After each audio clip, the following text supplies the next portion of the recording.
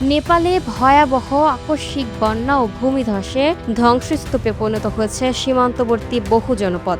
কয়েক মিনিটের ব্যবধানে তীব্র স্রোতে ভেসে গেছে ঘরবাড়ি, সড়ক ও গুরুত্বপূর্ণ অবকাঠামো। প্রাণ হারিয়েছেন বহু মানুষ।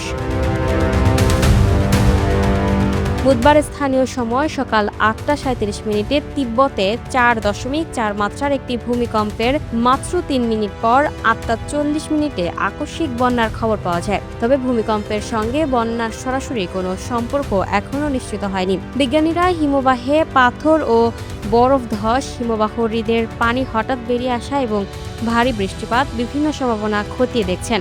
নেপালের প্রাথমিক স্যাটেলাইট বিশ্লেষণে রসুয়া গাধীর কাছে হিমবাহে পাথর ধসের পর লহেন্দে নদীতে পানি ও ধ্বংসাবশেষ ঢোকার সম্ভাবনার কথা বলা হয়েছে। তবে এটিও এখন নিশ্চিত নয়।